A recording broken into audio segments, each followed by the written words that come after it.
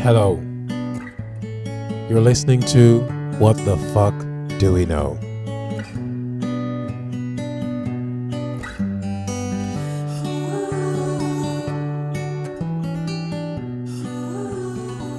On Twitter, recently I saw a post that some guy had uploaded on Twitter.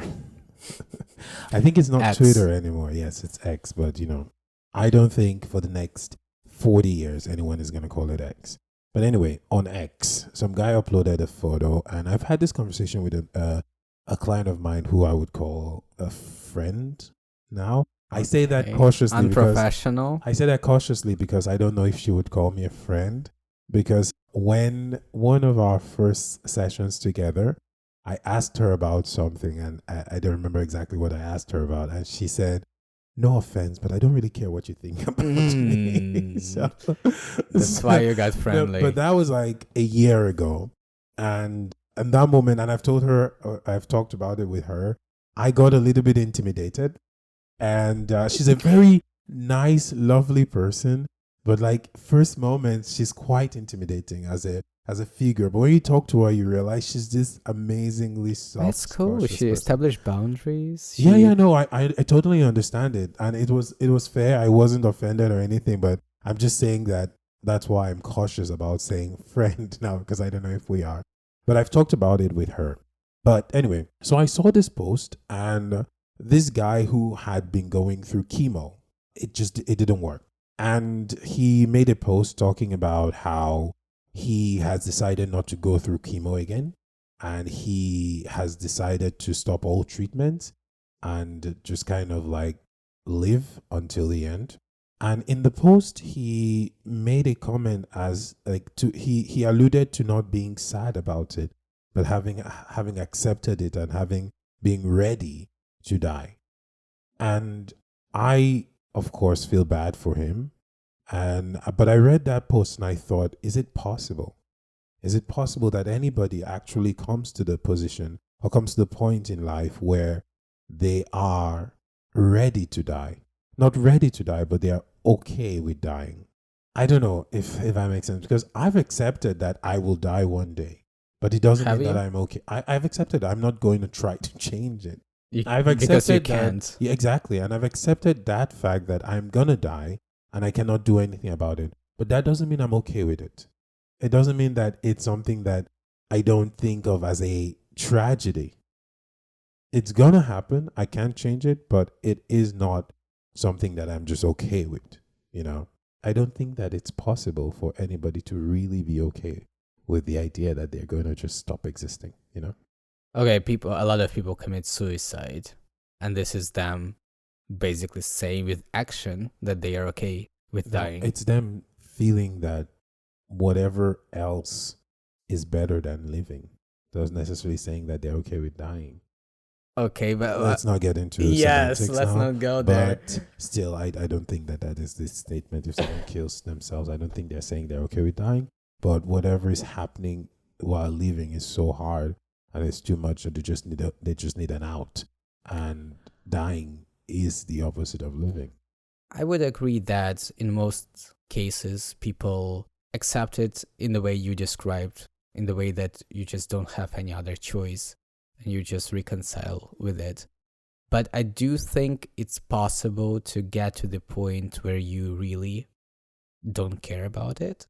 Yeah, but really don't care is not the same thing as being just, I don't know, being okay with it. Is it the same thing? I think it's the same. I mean, I don't think it's possible. Okay, when you say that you prefer to die, that can only happen when you really don't like living. Well, no. So being okay with dying is if I said to a person like, okay, you're going to die today.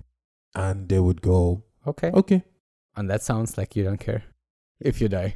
Yeah, but I think that is not something that is real. I think we can pretend, but I don't think it's real. I think it's possible to get into this state.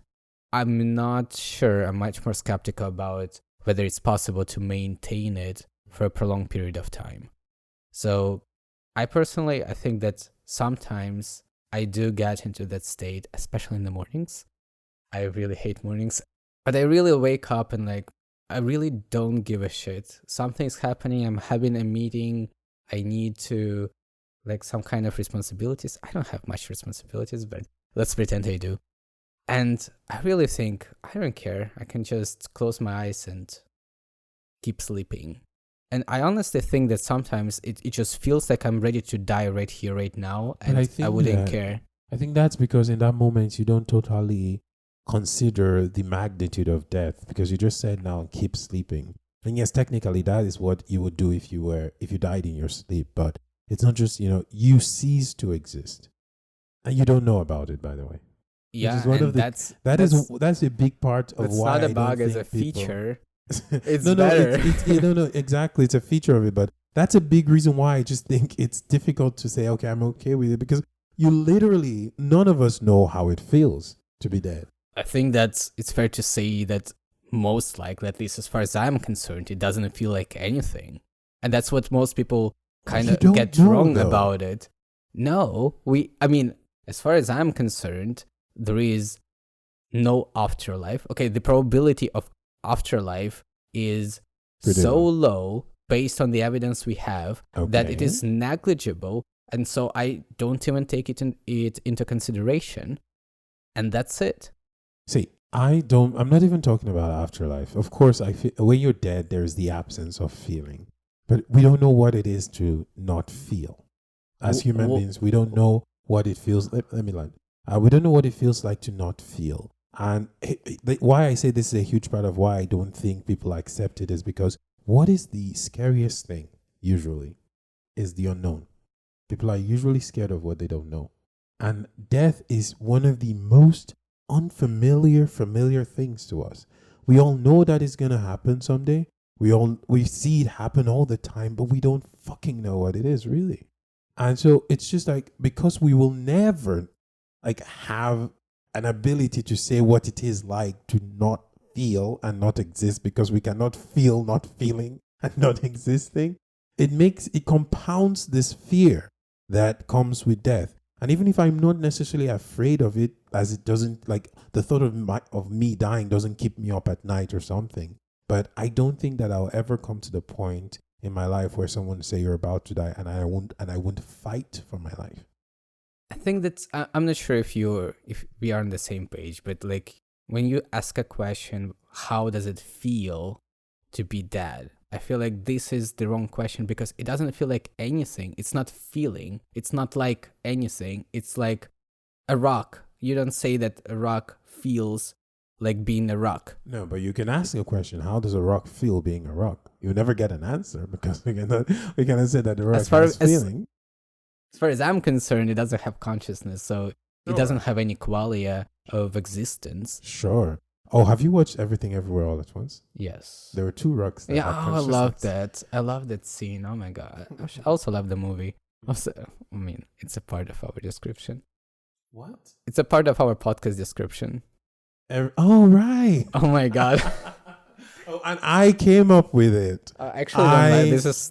I don't like with it, by the way. We Yeah. might have to change it. No, what? And then you say it in the podcast, you dumbass. Well, now you know.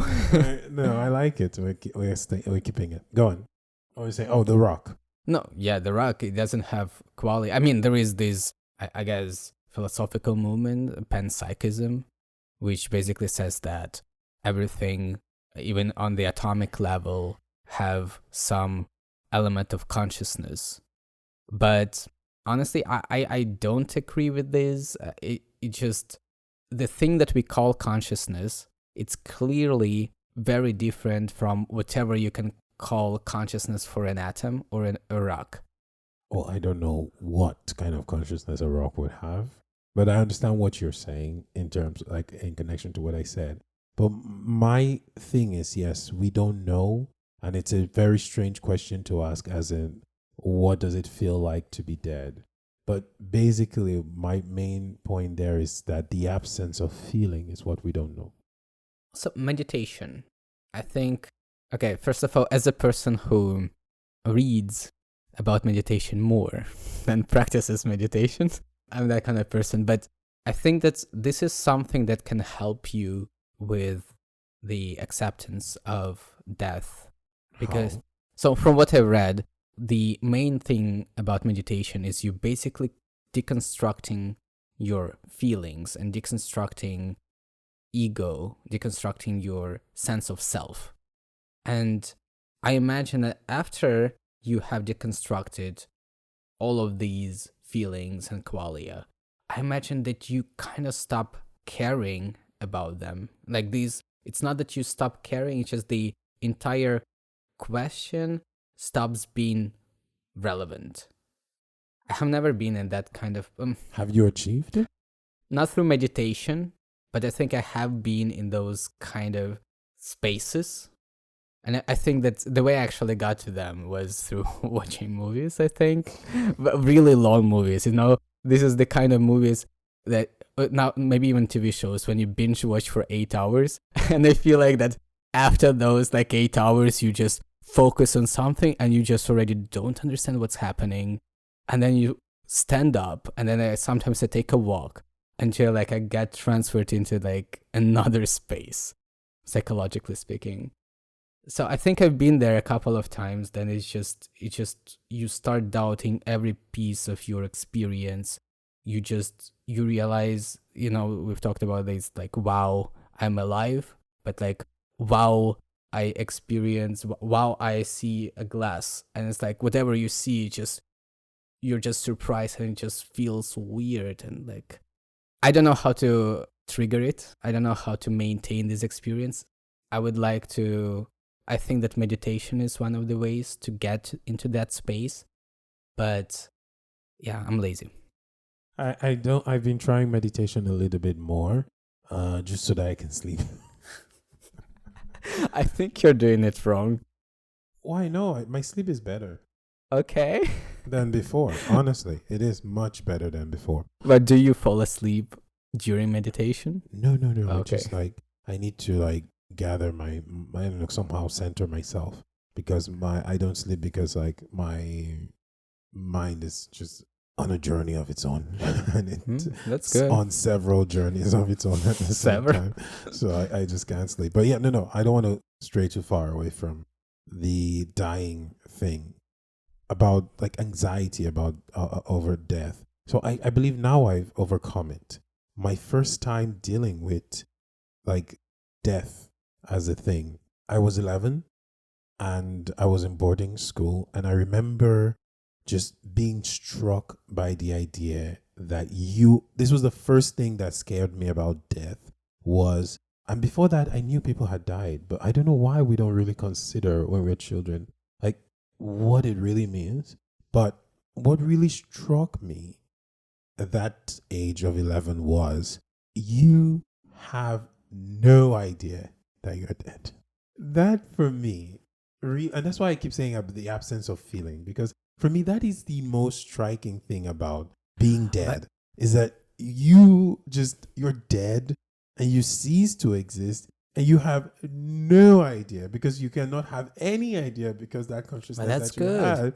No, I know that it helps I don't know that it helps the person. I think that if I knew I was dead, at least I'd be able to think for like millions of years or whatever, or hundreds of years until I was totally decayed or whatever. Or if I have money, just freeze myself and just keep on thinking. Okay, that was from when you were a child.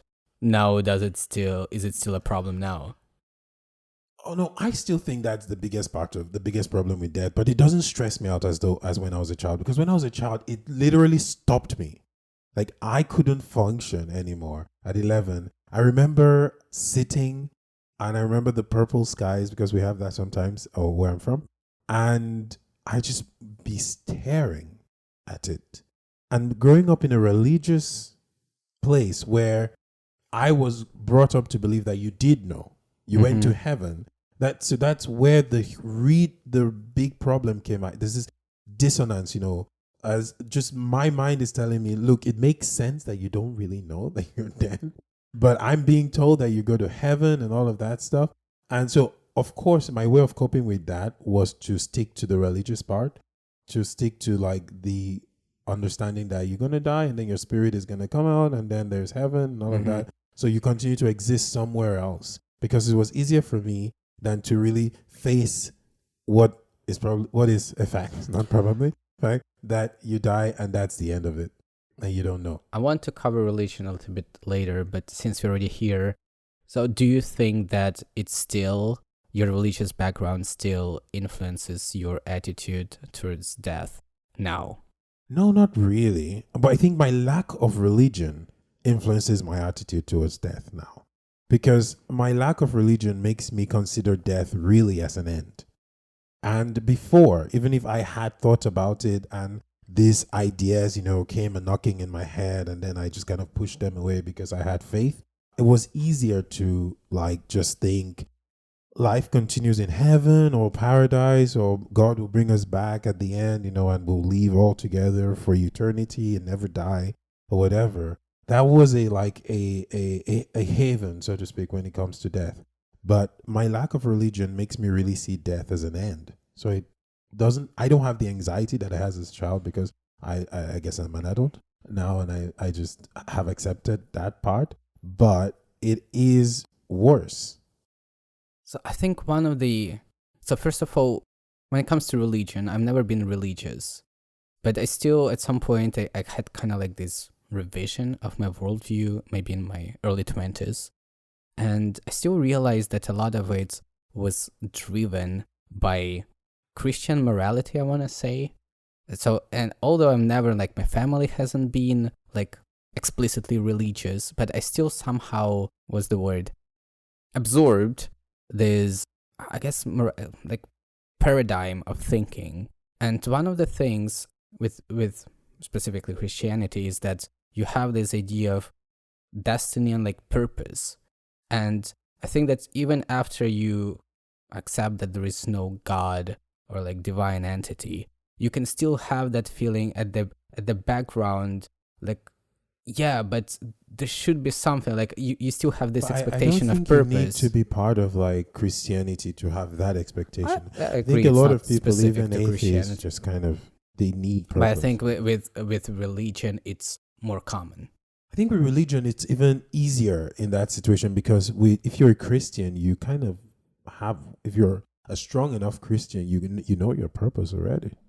Right, but my point was that after you stop being religious, that thing can stay with you. Sure. So do you think that it stayed with you, or do you think that you've managed to get rid of it? I don't know. I don't think that much of it has stayed with me. I think that I consider things usually now, I consider them without an influence of Christianity at all. I do, for some kind of things, try to put on my Christian hat and try to analyze them, and from that view to just have the perspective of my friends and family that are still Christians. But personally, this is why you've asked me about if I'm a Christian or not, if I believe in God or not. I don't call myself an atheist, and I've told you why already. Today? No, in the past. So maybe you want to share it? Maybe not. Okay.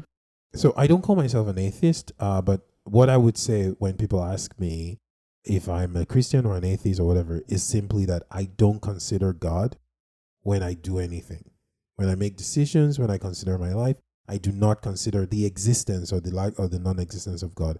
I don't consider God when I do things. That doesn't mean that I think that there is no way God does exist, because I don't think that the lack of proof means it doesn't exist. Okay. But there is more proof for the lack of existence of God. That is why I am not considering God in my life. So the reason I don't call myself an atheist is because I have respect for people around me, and I don't want to just say to them that your beliefs are nonsense. No, yes, those are two different things. It doesn't mean that, but for me, that's how my respect translates. It doesn't, I cannot. Okay, one thing you said that, and this is what I would agree on for myself personally.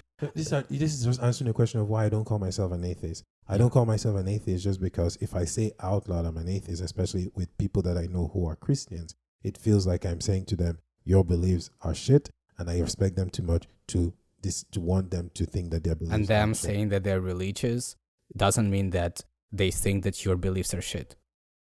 What do you mean? That's no, them saying that God exists, does it imply that atheistic beliefs are shit? Well, it doesn't cover everybody. It just covers my family, and it's my way of translating my respect. It doesn't mean that it's a fact thing. It's just my way of seeing my respect Okay, for if my you're not family's talking to your belief. family, It's a totally different thing. It's then my do you way call of, yourself an atheist? no, still, because I always think about my family when I'm talking about atheism. And it's just personalized. It's just Okay. because when I think of my family, I just consider how much their faith has been useful for them. And I don't see any reason in my head to pull that down for them. If you asked me, do I think about God at all? I don't. So I think that you just kind of pulled in two arguments together.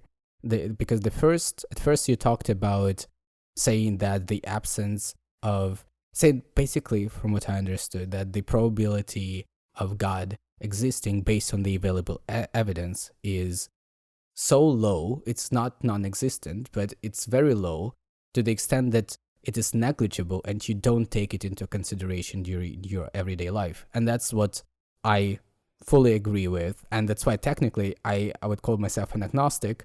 But then if I were to speak to anyone, I would say I'm an atheist because, like in the first approximation, I would say because that gives a much better idea of how I operate. Because agnosticism, it's usually related to someone who's like 50-50, but I wouldn't label myself. I think that would just be the solution. If someone asked me, "Are you a Christian or you're an atheist?" I'll say exactly what I said to you. I'm a person who doesn't consider God. could you say you're not, I often say non-religious. Well, I'm not religious, but I consider religious not as in like the faith. I consider religious in the practice of the faith, because I think I can be a Christian but not like be a religious person. So religious as in... I can believe in God's existence but not be a religious person, because I believe that when you call yourself a religious person, it means it involves the practicing of the religion. It's not just in the belief of God, of God's existence. So Okay. I can be it's like being spiritual, as in some sense. So I can believe in God as a Christian God but not be a religious person, which means I just believe in God but I don't do any of the things that come with believing. Here we have different definitions, but here I actually don't have a problem with it. But coming back to something you were talking about earlier, and you were talking about like as a child realizing that you're gonna die, and that bringing anxiety about death. And that's what I'm not sure I'm fully on board with, because I'm not on board with my feelings that I felt. No. For myself, obviously. Because especially from the perspective of this absurdism, like realization that there is no ultimate meaning, right? From this existential perspective, like the reaction to this realization, my reaction is not anxiety. It's more like confusion. It's just like when you have, I don't know, a math problem. I don't know if it's a good example, and you're trying to solve it. You think for some reason you're sure there is an answer, but you just can't find it, and you keep looking for it, but you can't find it. It's confusion, but it doesn't bring me anxiety. For a lot of people, confusion does bring anxiety. Okay, I don't know. Like I just don't see the causal link. Like, what do you mean? Not the causal link. Like it's hard for me to model this psychologically. For yourself?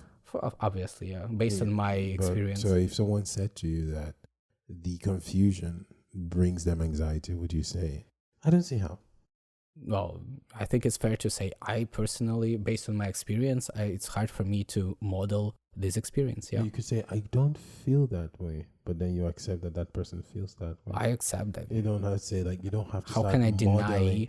You don't. But then model that experience. You don't need to model the experience if someone says. But I want to. If someone says to you that this is how I feel, well, confusion causes me anxiety, because it really does cause. Can you explain how? Like, can you try to, like, elaborate to? When you're confused, what do you feel?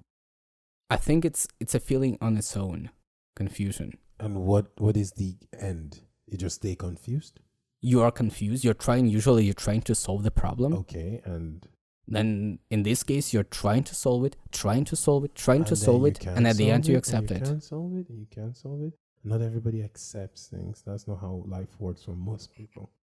Most people, it happens, you can't solve it. You begin to panic about why you can't solve it. You begin to wonder why you can't solve it. Is it solvable? Has anybody ever solved it? Am I the only person who can't solve it? Is it normal that I'm the only person who cannot solve it?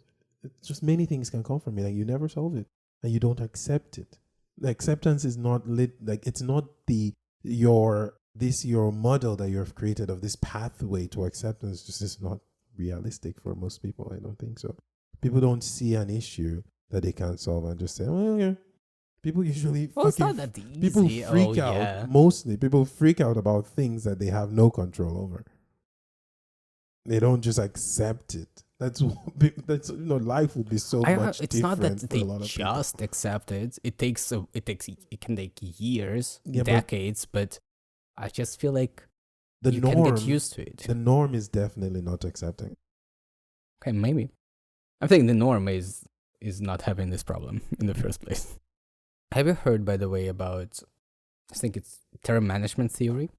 No, so it's basically this idea that all human behavior is inherently motivated by anxiety related to death.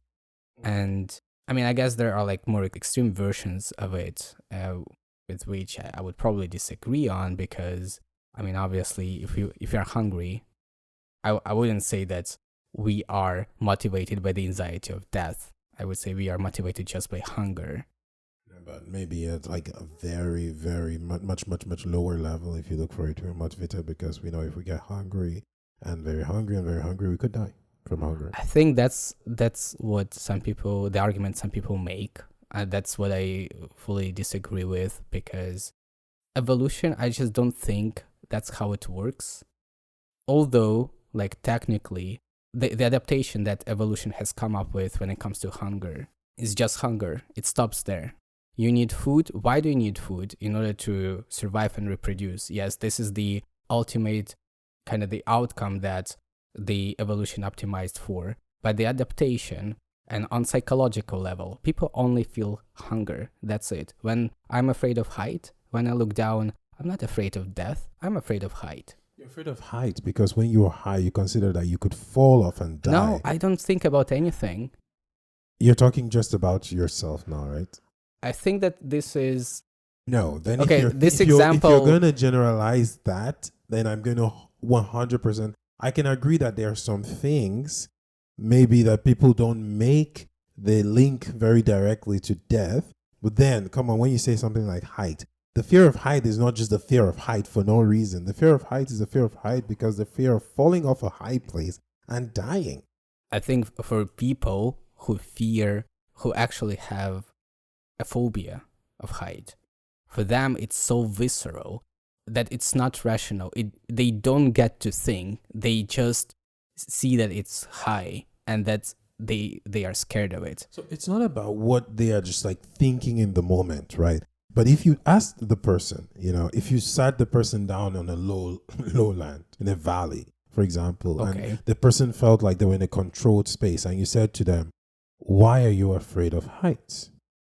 And they actually, nobody's saying in the moment they're thinking, "Oh, I don't want to die, I don't want to die." Okay. In the moment you're thinking, "Shit, I'm high up here." That's it. But if you ask the person to think about it, why are you afraid of heights? It's because they don't want to fucking fall and die. Because they're worried that they could fall and die. It's not just because it's high. I don't think it's a very strong example. It's not the strongest example. No, but I think in most cases it works as I said. But I can give you a better example. Give it to me. So, rotten food. What? Rotten food? Rotten food. Uh-huh. People are disgusted by rotten food. Yes. Ultimately, why did people evolve to feel disgusted by it? Because you die from rotten food? Yeah, you have poisoning, right? Yeah. But do people actually psychologically feel anxious about rotten food leading to death? No.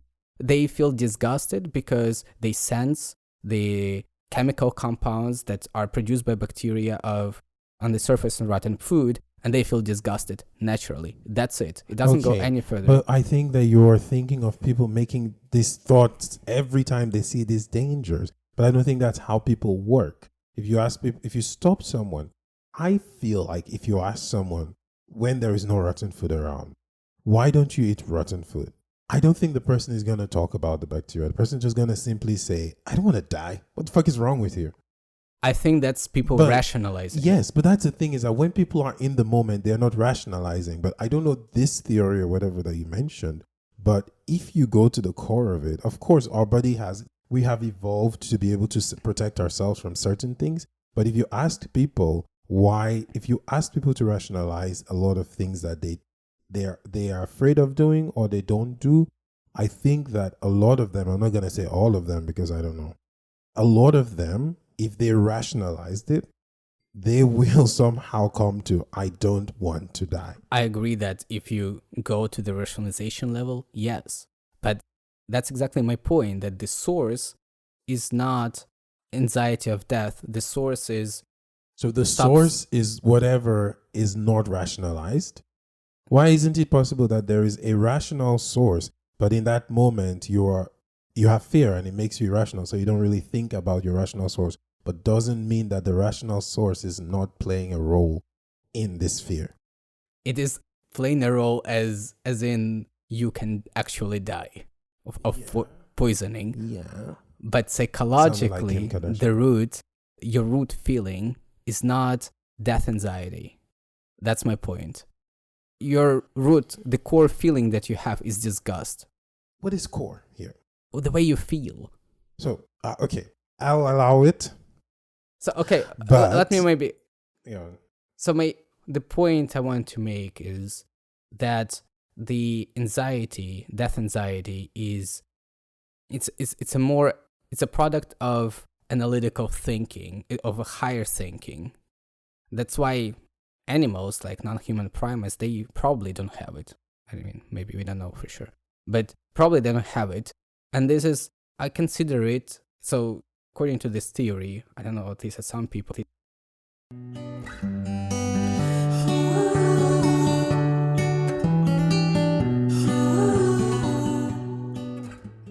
So I see this fear of death as basically a byproduct of like other evolutionary adaptations that humans have. It's just what happens when you kind of have this mix of abstract thinking and being good at building causal relationships. And these things were just good in terms of getting better at understanding the reality and manipulating reality. And that's when you try to extrapolate these things, and that's what humans do. You get to the point when you start asking, okay, you have self-awareness, and you start asking questions, what happens after we die and why this happens.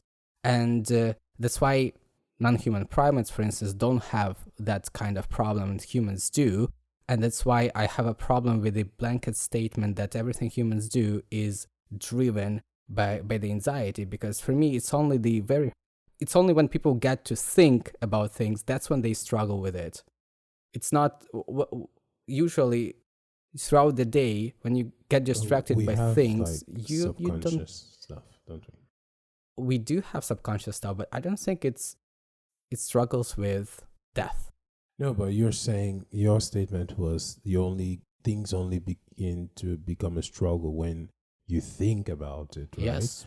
And it's not very rare that people have problems and that they don't understand why. And they go to therapy and they figure out things below the just more obvious level of consciousness that they expect. So it's possible to struggle with something that you're not thinking about so much. Something whose origin you're not thinking about so much, maybe. I don't think there is... So there is an instinct, I don't know, to feel hungry and to feel bad when you don't have food. I don't think there is an instinct. You don't think it's a life-preserving instinct? No, I don't think so. I don't think so. I don't think there is an evolutionary adaptation for humans to fear death. The adaptations are on a much lower level. You fear of heights, you fear of poison. But, you don't think that there is an adaptation for humans to want to not die? I don't think so. No life-preserving adaptation? Really? So it is ultimately... It's easy to confuse it with a life-preserving adaptation. What is the difference? The difference is that it is, first of all, it has a much narrower applicability. So let's take food poisoning. We had height. All of those are, I think we are naturally inclined to develop these phobias and many others. All of them are there because they increase our chances to survive. But they are not about fear of death. They're about fearing this particular thing. If we have an inclination to want to live, right, isn't it possible that that desire to live will somehow translate to a fear of the thing that stops the living? Do we? That implies that we do have a desire to live. Do you think we have a desire Well, no, to like live? say we have developed, survive. By live, let's say survive, right? What does survive mean here? As a community, as a society, a collective survival, As or an an individual individual. survival? So what does survive mean there? Not dying when you Oh yeah, shouldn't? physically surviving. Physically surviving. So isn't that living? It is. Okay. So if we have developed, I use desire there, but maybe I shouldn't use desire. But if we have developed what would you use? Want? A survival instinct? Okay. Okay. I'm not sure where you're going to. So No, you said that life preserving is not the same thing as a fear of death. Life preserving instinct is not the same thing as fear of death. These phobias, these small phobias, they will help to survive, but not necessarily cause be linked to a fear of death, right? That's what you said. yeah, So my question is, the thing that causes you to want to live, isn't it possible that that same thing will cause you to want to not die and then be afraid of the thing that would make you stop living? theoretically it's possible, but I don't think that's the reality. Really? I think that there is this, like, it's kind of like micro adaptations. Let's do this. Okay, you want to live this year, and we had a pandemic, right? And some people took it more seriously than others. There's a pandemic, you know that you are immunocompromised in some way. And if you go out, you have a higher chance of getting infected and dying from this disease. Don't you think it's possible that you will develop a fear of going out? I'm not even saying a fear of dying, a fear of going out. I was talking about genetic adaptations. What you described, this is an acquired fear. Yeah, but I'm not saying it's a genetic adaptation, but I'm just saying what I'm asking is, like, isn't it possible that this develops or you acquire this? I agree that it can develop. Yes, okay. Sure. But my point was that I was referring specifically to genetic adaptations. Of course, you can develop fear to anything, basically, especially in the society we live in. But the fear of dying, my point there was the fear of dying that will be developed by humans who want to survive is not so. What did you say? Can be, yes. So because fear of dying can be developed from humans who want to survive, by humans who want to survive, you can draw lines between, like, phobias and wanting to eat and just all these other things. You can draw a line that connects that to the fear of dying, because even if it's not genetic, it can be acquired. It can be acquired, but whatever can be acquired, it's not as universal as things that we are genetically inclined to do. How many people have to have this experience for it to become universal? A universal experience for you? All people? 99.9% people? I don't know. Oh, I don't know. Okay. People having two legs is what we call... It's a universal experience? I don't think 99.9% of people in the world have two legs. I think 99% people have two legs. I'm actually curious now. I'm going to Google it. So it's not 100%, but that's vast majority. I'll Google it for the next episode. It's going to take too much time. Fact checking before the intro. We're going to have fact checking. I'll correct you before the intro. So anyway, my point was that this fear of death, it's a product of higher thinking, it's not an instinct. I think that we have these smaller adaptations and then they just converge, and the result is that we are trying to avoid death. But psychologically, and that's what I think is important when we talk about our experience, I don't think that's the core of our experience. And psychologically we start fearing death only when we like have time to think about it rationally.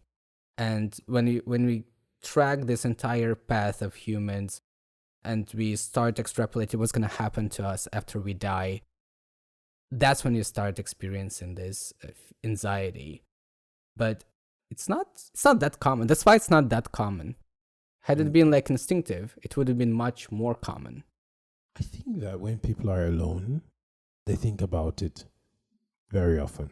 I think that many people consider the what's the word? The finite nature of their existence whenever they're alone. Very often. That's why I think. Do they? I really do think so. And I think that this anxiety exists and it's more common than you think because people are constantly considering it. So is there a way to deal with it? What are the options? I mean, you can just accept that it will happen and just accept that you will always have a problem with it. That's all.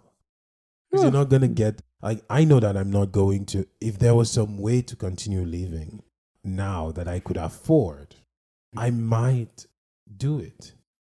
No, freeze your brain. You don't want to freeze your brain. No. Like, I think that if there was a way to preserve my consciousness, preserve my experience, and just continue and not stop for 100 years and then wake up after 100 years and go like, oh, where am I? No, but I want to continue. I would do it, but I know that there is no way. So when the time comes, I will die, and I just have to deal with it then. I don't think that I'll be okay with it, but I won't be able to stop it. That's it. So I would call it soft acceptance. And hard acceptance, that's what I described, what I talked about at the beginning of this episode.